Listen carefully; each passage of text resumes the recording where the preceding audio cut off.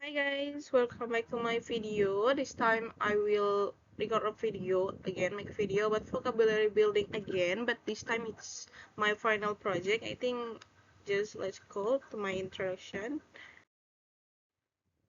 Okay, so I'm Iklima Devasena and you already know it. My name is 33250076 and I'm from class 331C07 English Literature. And here in this video, this project contains two parts. The first part is presentation project, and I will talk about two topics from this. And the second is case study analysis, and there's three case study, and I will just a brief. I will explain it. Okay, next. Okay, for this part one presentation project, I pick intransitive phrasal verbs. Intransitive phrasal verbs are phrasal verbs which synthetically do not have direct objects that have them because it does not have a direct object that follow each verb. This makes them intransitive. Or the action or state doesn't pass to something else, and the verb plus particle unit stays together or inseparable. For the reference, I put it down there. You can see it. It's from Anggraini D. It's 2019. Intransitive phrasal verbs with particle through in British National Corpus. Okay, next. For example of intransitive phrasal verbs. The first one, she turned up late as usual. Turn up is intransitive, meaning arrive unexpectedly.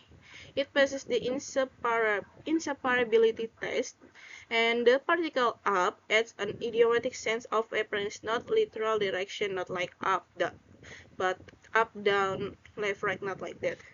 And number two, the plane took off at 10 o'clock.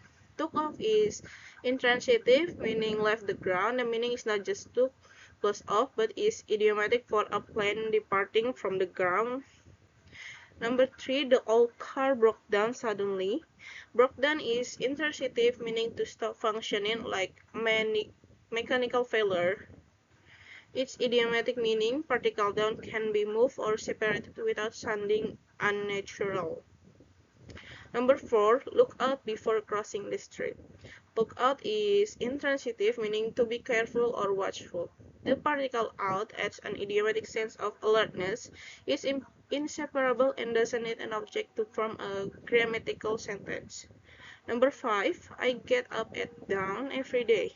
Get up is intransitive, meaning to rise from bed. Once again, the particle up is an idiomatic sense of appearance. It's immovable and inseparable, and no object is required. Okay, next. The second for my part one, collocations. Collocations are a combination of words that frequently occur together and form a crucial aspect of fluent and natural English usage. They refer to a sequence of words or terms that co-occur more often than would be expected by chance. Collocations are typically divided into two main types. The first one, lexical collocation, which consists of combination of nouns, verbs, adjectives, and adverbs, like including patterns like verb plus noun or adjective plus noun or noun plus noun or and the others. The second is grammatical collocation, which pair a content word with a grammatical structure like a preposition or an infinitive. The including pattern like verb plus preposition, adjective plus preposition, or noun plus preposition, or the others. And you can see at the bottom, once again, the reference from Semieva S 2024, Understanding Collocation in English, Linguistic Nature, Learning Challenges, and Pedagogical Implications. I put the link there, you can see. Next, example of collocation. Number one, she is interested in our history. Interested in is a grammatical collocation, adjective plus preposition, with interested typically followed by in to express curiosity about a topic. Number two, he pays attention to every detail. Pay attention is a lexical collocation, verb plus noun, where pay combines with attention to mean focusing mentally. Native speakers prefer this over give attention or put attention. Number 3, the heavy traffic delayed our trip. Heavy traffic is a lexical collocation. Adjective plus noun, where heavy pairs with traffic to describe congestion. This reflects habitual language patterns, as strong traffic will not convey the same meaning. Number 4, he committed a crime last night. Committed a crime is a lexical collocation. It's verb plus noun, with commit commonly pairs with crime to indicate performing an illegal act. The combination is conventional, emphasizing seriousness. Number 5, she depends on her family for support.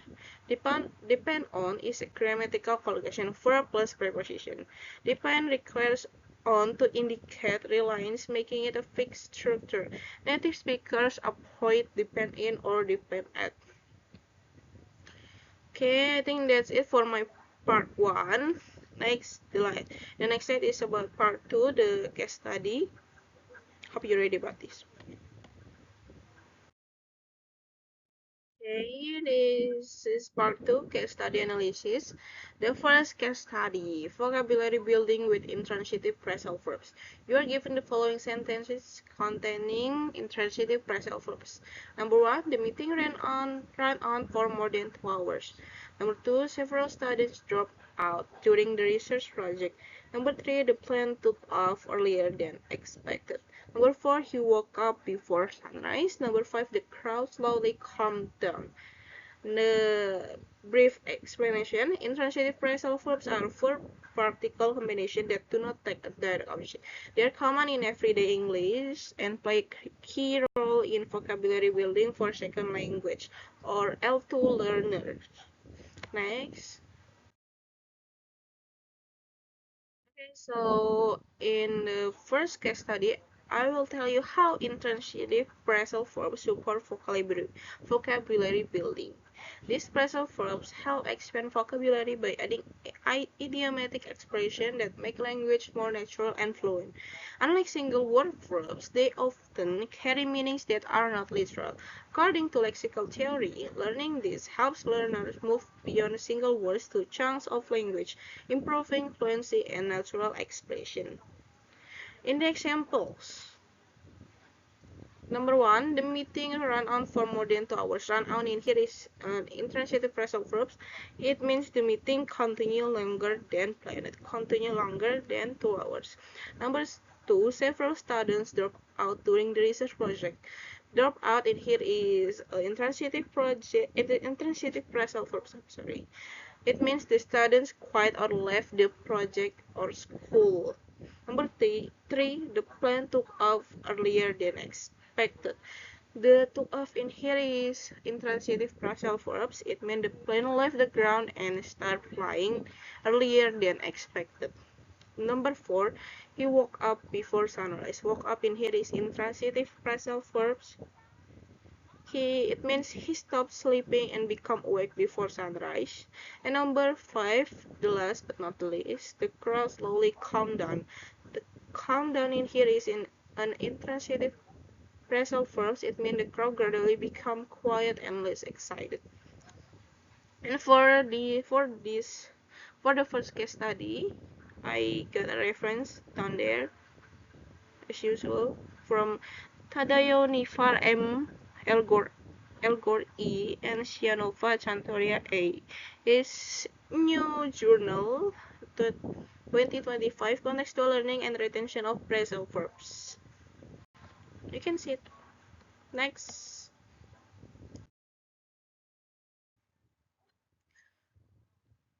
Still from case study 1, and for now I will explain what's difficulties in second language learning about intransitive why did they use of an intransitive phrasal verbs. L2 learners or second language learners often struggle with phrasal verbs because, first, semantic opacity. Meanings are non-literal and hard to guess from parts. Example, woke up is not just wake plus up. It's not a sense of direction. Number 2, difference from L1. Many languages lack equivalent structures, leading to avoidance or literal translations. Number 3. Distinguishing types, confusion between intransitive object and transitive with object forms. And the last, polysemy, multiple meanings for the same verb-particle pair. These issues lead to avoidance, where learners prefer simple one-word synonyms. Example, they use continue instead of run on. This for the second language learning. I think the native usually just use intransitive phrasal verbs in their real life. Okay, I think we'll go next. Okay, for part 2.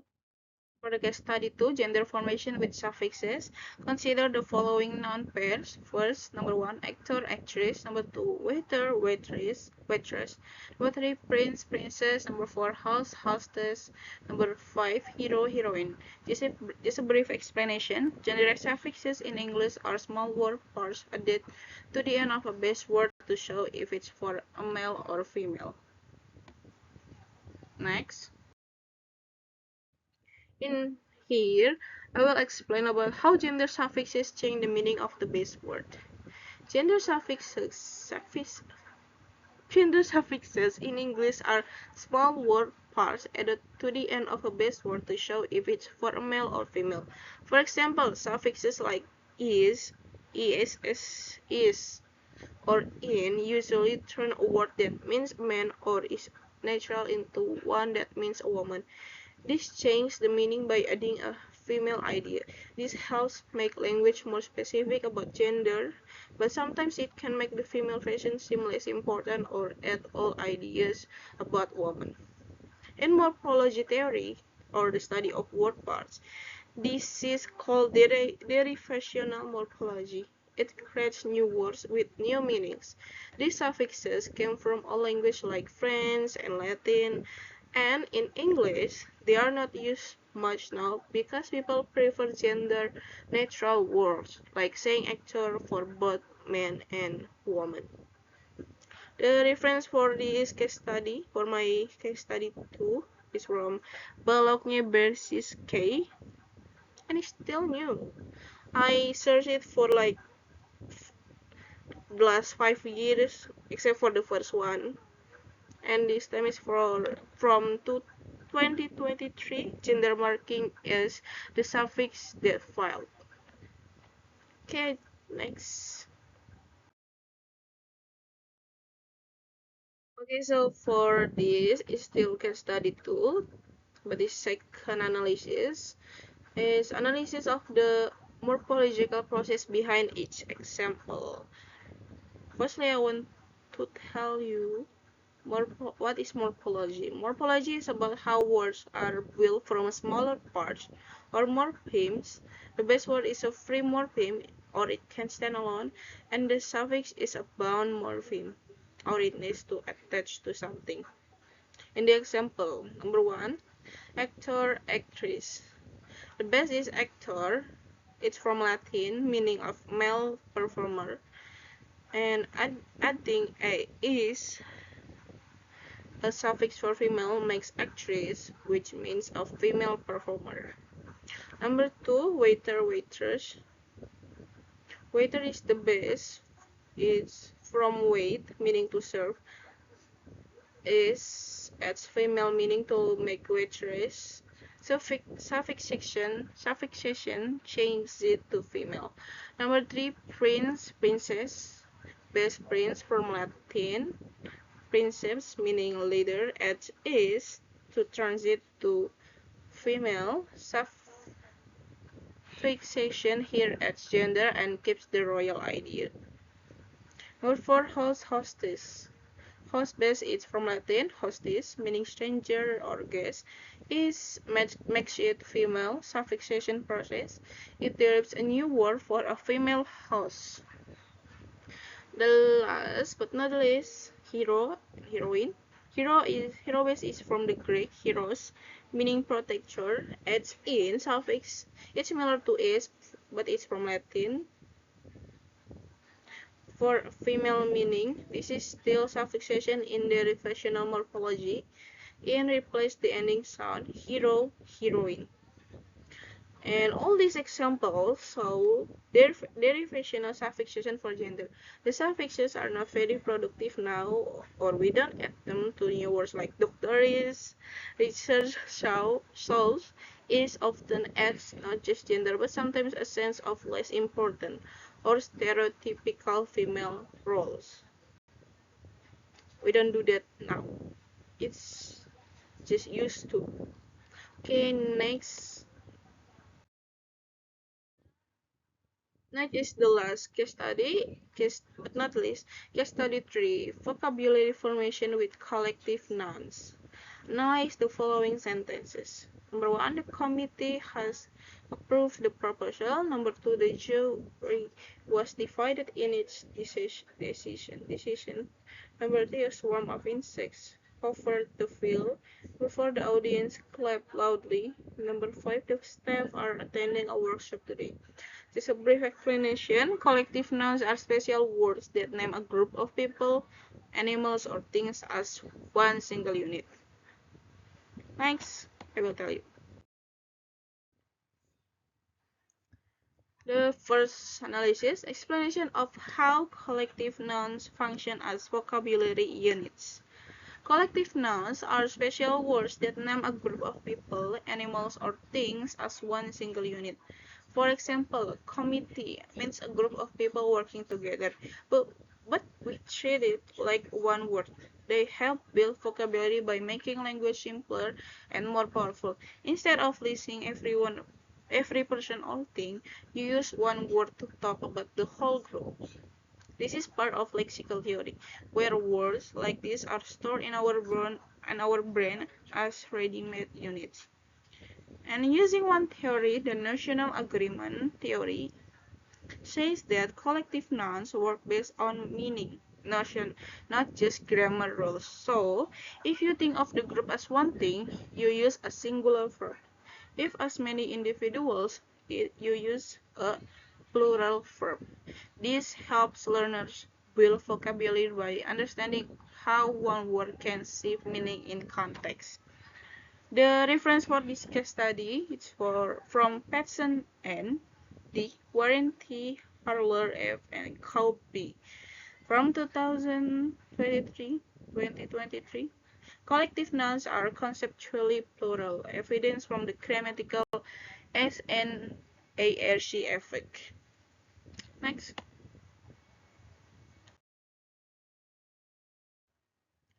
For this, analysis of subject-verb agreement in each sentence. Subject-verb agreement means the verb must match the subject in number, it's singular or plural. Collective nouns can be tricky because they look singular but can act plural. Here is simple analysis for each. Number 1, the committee has approved the proposal. Subject, committee, collective noun for a group of people. The verb is has, it's singular and approved singular form. The agreement is singular as a grammatical. Here, the committee is seen as one single group making decision together, like one team acting as unit. Number 2, the jury was divided in each decision. The subject here is the jury, group of people judging. The verb is was, singular. Pronoun is singular too. The agreement is singular, grammatical. The jury is treated as one official body, even though the members disagree inside. The focus is on the group as a whole. Next. Number 3, a swarm of insects covered the field. Subject, a swarm, collective noun for many insects. Verb, covered, singular form in past tense. The agreement is singular as grammatical. The swarm is seen as one big moving thing, not individual insects. We talk about the group acting together. Number 4, the audience clapped loudly. The subject here is the audience, group of people watching. The verb is clap, singular form.